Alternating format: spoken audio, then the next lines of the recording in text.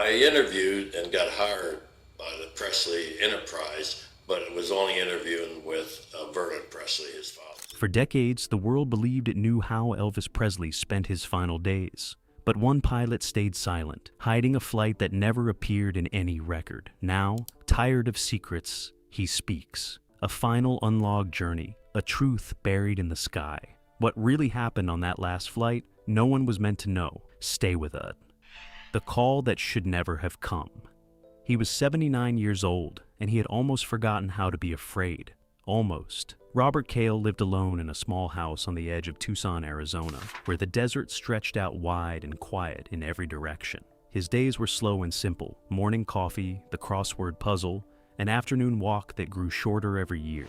He had no wife anymore, no children nearby, and very few people who still remembered the name Robert Kale at all. That was fine with him. Forgetting was a kindness he had spent decades trying to earn.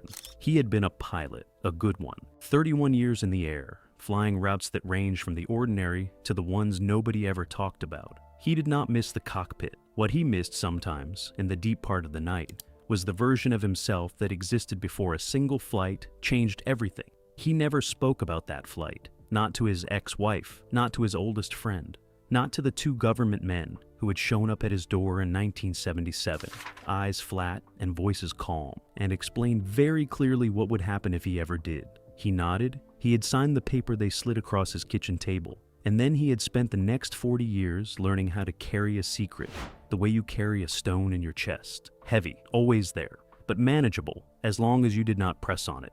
The phone rang at 11:43 on a Tuesday night in October.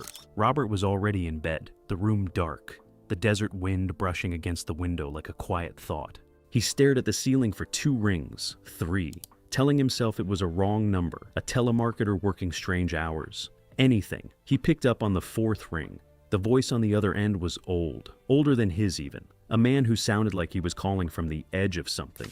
The way people sound when they have decided they are running out of time to say what needs to be said. "You were the pilot," the man said. No greeting, no name, just that. Robert's hand tightened around the phone. "I don't know what you're talking about," he said. His voice came out steadier than he expected. "August 77, the man said. "The night flight, Memphis to..." He stopped, paused, then said very quietly, "You know where." Robert said nothing. The stone in his chest was pressing hard now, harder than it had in years. "I was ground crew," the man said. "I saw the manifest. I saw what wasn't on it. I'm old, Robert. I'm sick, and I'm tired of pretending that what we saw didn't happen." A long breath came through the line. "I just needed to know someone else still remembered." The call lasted 4 minutes. When it ended, Robert sat on the edge of his bed in the dark for a very long time. There was no official record of that flight. He had confirmed that himself, years later, when such things became slightly easier to search. No log, no filed route, no name on any document that had survived whatever cleanup operation had swept through afterward. The people who had been present were either dead, silent, or, like Robert, both at once in the ways that mattered. But Robert remembered. He remembered every second of it, the weight of the aircraft, the hour. The passenger who had boarded quickly, head down, wearing ordinary clothes that fit like a costume, on a man who could never truly be ordinary. The way the man had looked out the small window as the lights of Memphis disappeared below them, like someone watching something end. The name was one Robert had not spoken aloud in 40 years. He did not speak it now. He stood up slowly, crossed the room, and opened the closet. On the highest shelf, behind a box of old tax records and a winter coat he no longer needed, sat a battered shoebox held shut with a single rubber band that had gone brittle with age. A flight that wasn't supposed to exist. The box sat open in his hands, but Robert was no longer in Tucson. He was back in the thick August heat of Memphis, 1977, standing on a private airstrip that most people did not know existed. The air that night tasted like rain that never came. His uniform felt too tight. Everything felt too tight. The call had come that afternoon, not a request, an instruction. A man with a federal ID and a voice that left no room for questions told Robert he would fly a private charter, single passenger, minimal crew. Departure after midnight. He was given coordinates for a landing strip in another state, a name he was told to forget immediately, and one rule above all others: do not ask who is on board. Robert had flown sensitive routes before. government types, corporate men with nervous assistants. He knew how to be professional and invisible at the same time. But this felt different from the moment he arrived. The strip was quiet in the wrong way. There were 4 security men standing at the edges of the tarmac, none of them in uniform, all of them watching the darkness like something might come out of it. The ground crew moved fast and said nothing. Nobody made eye contact. The aircraft, a mid-sized private jet, had already been swept and cleared by the time Robert boarded to run his checks. His co-pilot that night was a man named Darius, 10 years his senior, steady and experienced. Robert glanced at him once while reviewing the instruments. Darius gave a small shake of his head, the kind that means, do not speak. They did not speak. The passenger arrived at 12:41 in the morning. Robert saw him from the cockpit window, not clearly, but enough. A large man, slow-moving, accompanied by 2 people who walked close, almost shielding him from the open air. He boarded without looking up. The steps were pulled away almost before the cabin door had closed. Then silence. Not ordinary silence. The silence of something held tightly in place. Robert could feel the weight of it pressing through the thin wall between the cockpit and the cabin. Darius ran the final checks without a word. The radio contact was brief and used call signs Robert had never heard before and never heard again. The tower that cleared them that night was not the main Memphis tower. He was certain of that. He ran through everything the way he always did. Fuel, instruments, pressure, weight distribution. His hands knew the routine so well, they did not need him to think. But his mind was doing something else entirely. It was collecting details the way a person collects them when something feels like it needs to be remembered. The temperature outside, 89 degrees at nearly 1 in the morning. The way one of the security men on the ground kept checking his watch. The single light burning in a far building that went dark exactly as they began to taxi. None of it was normal. All of it was deliberate. Robert had spent enough years in the air to understand the difference between a flight that was secretive and a flight that was afraid. Secrecy was professional. Secrecy had rules and paperwork and people who were very calm because they had done it before. What he felt the night was different. The people around him were not calm. They were controlled, which is a different thing. Controlled people are managing something. They are holding a shape together by force. Whatever this was, it had been arranged in a hurry. And whatever was in that cabin was something the world was not supposed to see moving. Robert eased the throttle forward. The aircraft began to roll, slowly at first, then faster, the runway lights blurring into a single pale line on either side. Darius called out the speeds in a low, even voice. Robert kept his eyes ahead. Behind them, Memphis grew smaller. The Mississippi River caught the moonlight for just a moment, a silver curve disappearing beneath the clouds. Then the wheels left the ground. And in that exact instant, Robert understood something he could not explain and could not undo. Whatever the truth was, he was now carrying it. 30,000 feet above a country that would wake up in a few hours to the most shocking news of a generation, a plane that did not exist was flying through the dark, and in the cabin behind him, someone was still breathing. What happened in the air? At cruising altitude, the world below disappears. There is nothing but dark sky and the steady hum of engines and the quiet understanding that you were suspended between one place and another, belonging fully to neither. Robert had always loved that feeling, the in-between, the clean silence of being nowhere for a little while. He did not love it that night. The cockpit felt smaller than usual. Darius sat beside him, eyes forward, hands resting on his thighs, with the careful stillness of a man working very hard not to react to anything. The instruments were calm. The flight path was smooth. Everything that was supposed to be normal was normal. And yet the air inside that aircraft felt like the air before a storm, charged, waiting. 30 minutes into the flight, Robert heard the first sound from the cabin. It was not loud, just a low, strained exhale, the kind a person makes when they are trying not to make any sound at all, and the pain wins anyway. Short, controlled, and then silence again. Robert did not turn around. He kept his eyes on the horizon, in the darkness that looked the same in every direction, and he told himself it was nothing, but his hands had tightened on the controls. 40 minutes in, one of the 2 people who had boarded alongside the passenger moved through the narrow passage toward the small galley area just behind the cockpit. Robert caught the movement in his peripheral vision. The man was young, late 20s maybe, with the hollow eyes of someone who had not slept in a very long time. He filled a glass with water. His hands were not quite steady.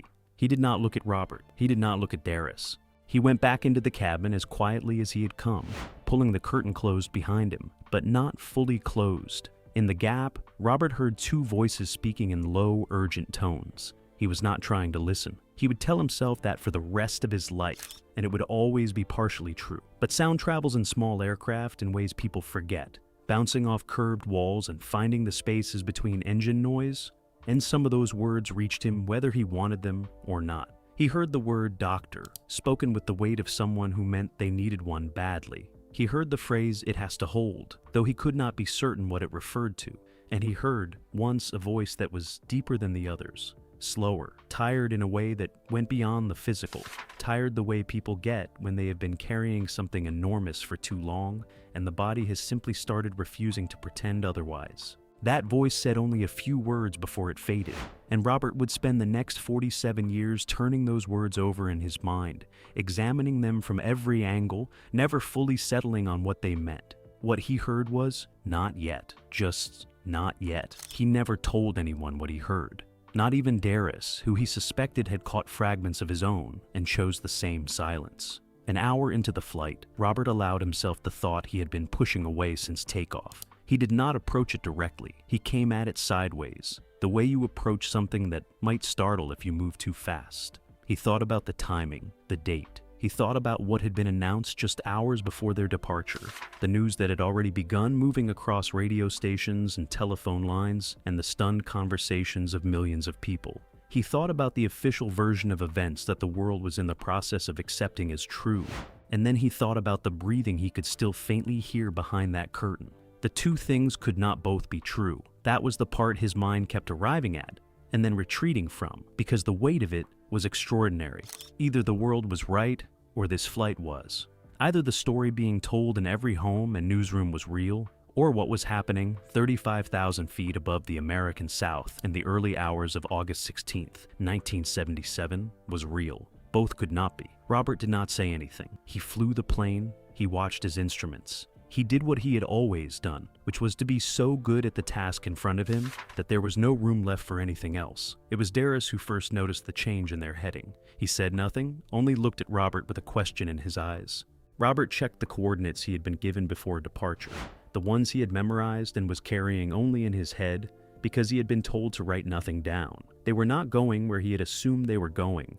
The destination had changed, quietly, without announcement. The coordinates pointed somewhere more remote, more southern, less connected to anything that appeared on an ordinary map. Robert adjusted the heading without a word. Below them, invisible in the darkness, America was waking up to a grief that would last generations. And somewhere above it all, a plane that did not exist began its slow, careful descent toward a place nobody would think to look. The landing that erased. A man. The runway came out of the darkness like a secret. No terminal. No tower lights blinking in the familiar pattern Robert had trusted for 30 years. Just two parallel lines of low ground lights stretching across what appeared to be a private strip carved out of flat, remote land. No markings he recognized. No identifying codes on the approach frequency. Nothing that would appear on any aviation chart he had ever studied. Robert brought the aircraft down smooth and clean, the way he always did. Muscle memory carrying him through a landing, his mind was struggling to process. The wheels met the ground at 2:47 in the morning. He knew the time because he looked at the instrument clock the moment they touched down, and some instinct told him to remember it. He did not know why. He simply did. They taxied to a stop near a single low building, dark except for one interior light. 3 vehicles were already waiting on the tarmac, black, unmarked, engines running. The people standing beside them were not in uniform, but they held themselves the way military people hold themselves, straight and alert and entirely without warmth. Nobody came to the cockpit. Nobody announced anything over the radio. Robert and Darius sat in silence for almost 4 minutes before the cabin door opened behind them, and the sounds of movement told them the passenger was being taken off the aircraft. Robert did not turn around. He had understood by now, in the wordless way that certain situations teach you their rules, that turning around was not something he was supposed to do. He stared at the dark building. He heard footsteps on the metal stairs. He heard a car door close, then another. Then the sound of vehicles moving away across the tarmac, growing quieter, and then gone. After that, nothing. A man appeared at the cockpit door 10 minutes later. Not young, not old. a forgettable face, which Robert suspected was not an accident. He carried a slim folder and a pen, and he spoke in the measured tone of someone who had delivered this particular message before. The flight had not happened. The night had not happened. Whatever Robert had seen, heard, or suspected had not happened. His career, his pension, his license, the quiet life he had built across 3 decades of professional service, all of it existed within a system that could make things very difficult or very simple, depending entirely on the choices Robert made in the next 60 seconds. Then the man opened the folder and placed it on the co-pilot's seat. 3 pages, single-spaced. Robert was not given time to read them properly, and he suspected later that this was intentional. A person who cannot read a document cannot later claim to understand what they agreed to. He saw enough to recognize the language of legal obligation. He saw enough to understand the consequences that were being described, not threatened, just described the way a doctor describes an outcome, calmly and without emotion, simply so you understand what you are dealing with. He signed all 3 pages. Dara signed after him. Neither of them spoke. The man collected the folder and left without another word. A second man appeared shortly after and led them to one of the remaining vehicles. They were driven to a regional airport Robert did not recognize, placed on a small commercial flight with no explanation, and by 8 in the morning, he was home in Memphis, sitting at his kitchen table with a cup of coffee he could not taste. His television was on. Every channel was carrying the same story, the same photographs, the same solemn voices describing what had happened the previous day at Graceland. The grief was already enormous and growing, spreading outward in waves across a country that had just lost something it did not fully know how to name. Robert watched the screen for a long time. He watched the world accept a story being handed to it, carefully shaped, gently placed into the hours and the headlines and the hearts of millions. And he said nothing. He had signed the papers. He had made his choice. History moved forward without him. When the world was told a different story. The funeral was held on August 18, 1977. Robert watched it on television like everyone else. He sat in the same chair he had been sitting in for 2 days, wearing the same clothes, barely eating, watching the world grieve something he could not grieve, in the same way because he was carrying a piece of information that sat inside him like broken glass. The crowds outside Graceland were enormous. Tens of thousands of people lining the streets of Memphis in the August heat, crying openly, holding photographs, leaving flowers in piles so large they became walls. The kind of mourning that only happens for someone who had reached inside an entire generation and touched something real. Robert watched all of it and said nothing.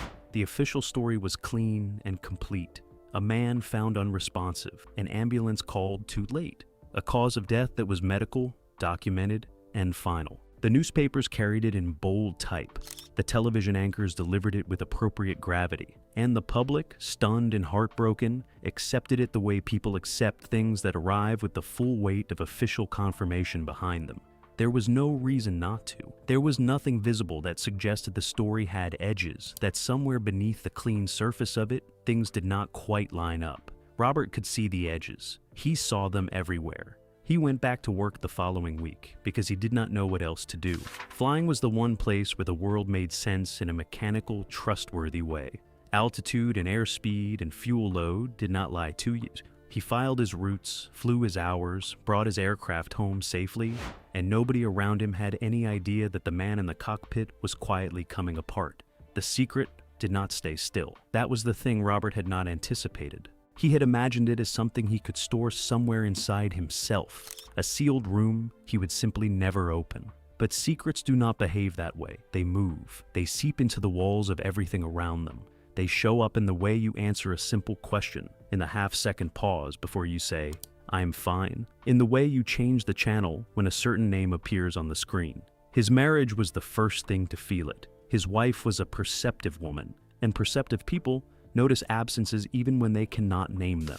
She noticed that something had gone quiet in him that August. She asked more than once whether something had happened. He told her no. He told her he was tired. He told her the job was getting to him. All of these things contained enough truth to function as answers, and she accepted them because she loved him, and because she had no reason to imagine the alternative. But love requires presence, and part of Robert was permanently somewhere else. 35,000 feet above the American South at 2 in the morning, listening to a sound through a curtain that he could not unhear. Over the years, the distance between him and the people he loved grew in the slow, undramatic way that distance usually grows, not with arguments or events, but with accumulation, small absences adding up. A man who was never quite fully there. He slept badly for decades, not every night, but enough. The dreams were never dramatic. He did not relive the flight in vivid detail. It was subtler than that. He would dream of ordinary things, a conversation, a meal, a walk somewhere familiar, and underneath all of it there would be a feeling, heavy and shapeless, that he was forgetting something important, that something needed to be said, and he was running out of time to say it. He retired at 62. His pension came through without difficulty. No one from the government ever contacted him again after that morning in 1977, and in its own way that silence was as loud as anything they could have said. He moved to Tucson. He simplified. He let the years do what years do, which is make the sharp things duller and the distant things further. But the flight notes were always in the box, and the box was always on the shelf. He had told himself for 40 years that keeping them was just sentiment, an old habit, a pilot who could not quite let go of his logs. Sitting in the dark in October 2024, he finally admitted the truth. He had kept them because some part of him always knew this day would come, and that part of him was not sorry. Breaking silence after a lifetime of fear. He sat with the box open until nearly 4 in the morning. The flight notes were exactly as he had left them, his own handwriting, younger and steadier than the hands now holding the pages, filling line after line with the kind of detail a careful pilot records without thinking. Headings, altitudes, times, weather conditions at cruising level.